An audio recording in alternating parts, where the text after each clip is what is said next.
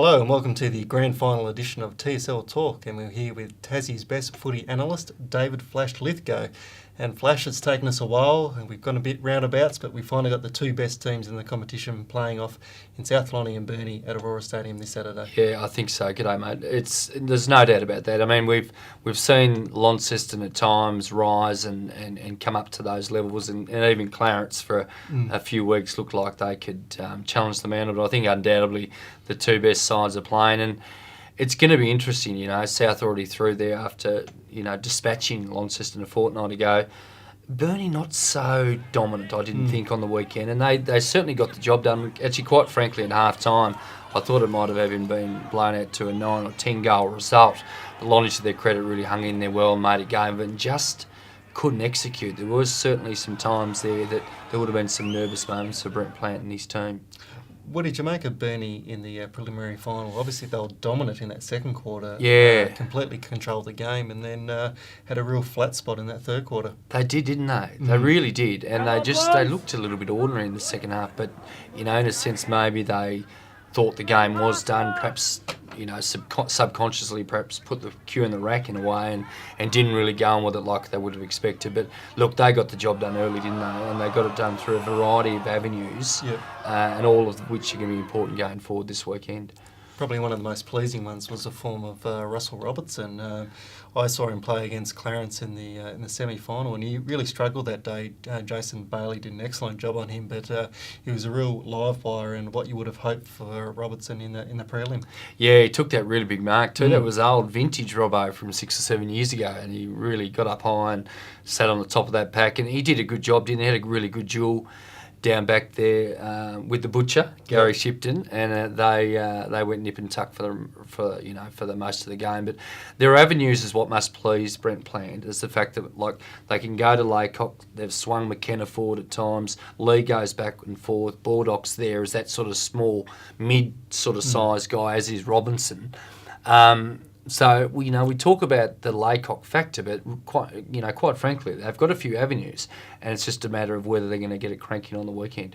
We better have a look ahead at Saturday now, of course. South Lonnie hold a dominant 3-0 record against Burnie this year. I think the margin has grown each game. I think in round 18 it was about 70 points. Let's hear what Brent Plant had to say about the difference between the teams so far. I think what we've got to change in our approach, in relation to South Launceston, is our approach to how we play them. We just can't afford to have any lapses in any concentration or any skills or any aspect of this game. How can Burnie turn the tide on South Lonnie this weekend? Well, I think it's about having their best players playing well. I know it's a simple analogy, but if you go through it and if you get games out of Monday, the Walters boys hits targets when they're beautiful users of the footy we know. Laycock stands up. I reckon if you get a big game out of Andrew Lee, that's going to go a long way. We've already mentioned about Baldock and Robinson, so that they've got the tools that on their day that could look like they could blow anyone away. We've got to remember at the start of the year, we thought they were unbeatable, and South's form's just been so fantastic and are going to go in with absolute deserving favourites. But on the flip side, we've talked about Burnie's real strengths. South have got some serious strengths of their own, and that's that too is going to play a massive part in the game. Yeah, you talk about the doggy strength, and there's the number one strength is Mitch Thorpe, their playing coach. He's got hold of Nick McKenna the last few times he's played him. Kicked 7 goals against him in a half. Halfway through the season, and kicked another 5 and had more than 30 touches in the round 18 win. Do they go back to McKenna again, or could they be tempted to maybe give Andy Lee a shot at it? Well, athletically, Andy Lee's going to be able to go with him. It's just whether he's got that real tenacious discipline to stick with him for the whole game. It's not a bad thought. McKenna, I guess, might be suited more so to a McCulloch if he could sort of stand, not quite as agile as well as Barty's playing. We certainly don't take that for granted, but there's some interesting issues there because those two tall guys for South Launceston are the key dominant big men in the competition. And all due respect to Jason Laycock, who's a star and capable of trumping them all on the day, we understand that. But those two guys have just been unstoppable. And, the weather's going to be nice, 16 to 17 degrees. We already seen they love, Aurora Stadium. There was question marks, wasn't there, how they were going to be on the big track, but they've just dismantled that in the last couple of times, and that's the key really to the game. I mean, as much as we've talked all about Burnie's key avenues, etc., you've got to stop McCulloch and Thorpe for them to win this game. Well, interesting enough, Mitch Thorpe thought that Jason Laycock is the key to the game, and here's what he had to say on the big former Essendon ruckman.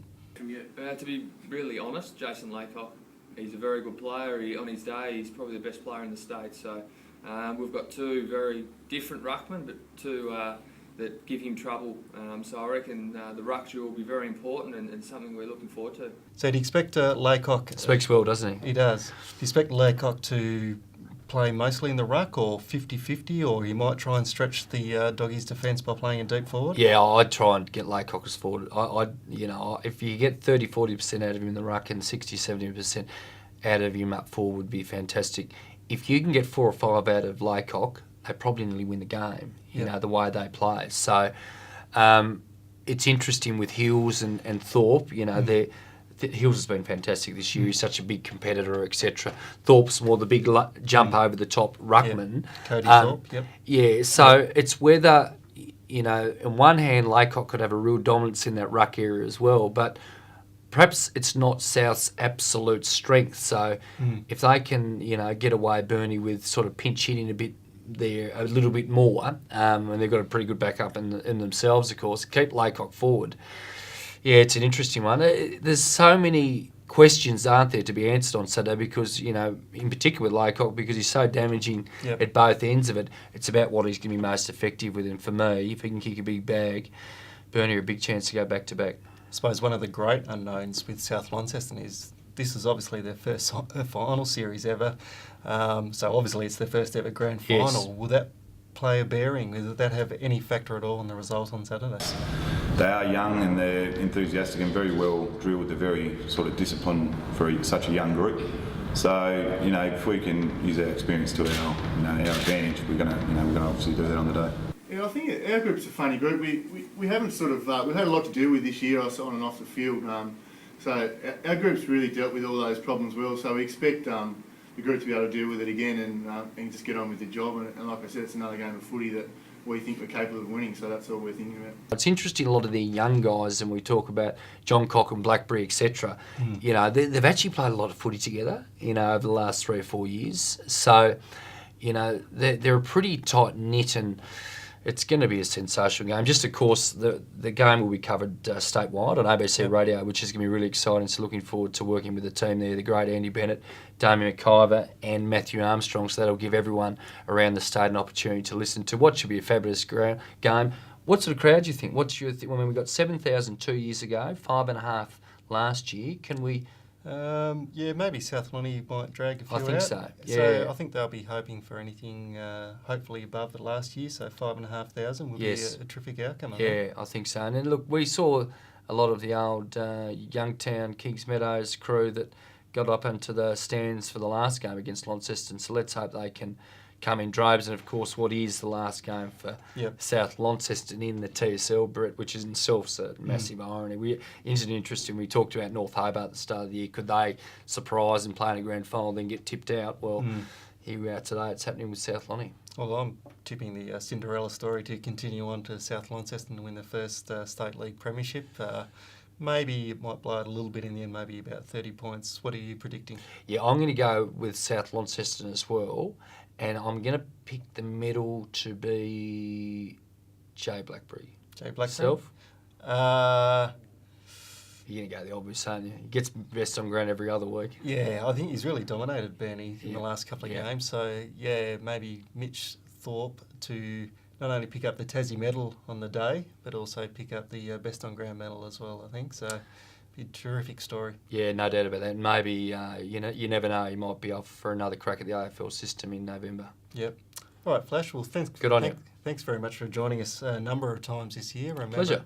For all your TSL stories, pick up your copy of The Mercury or go to The Mercury online.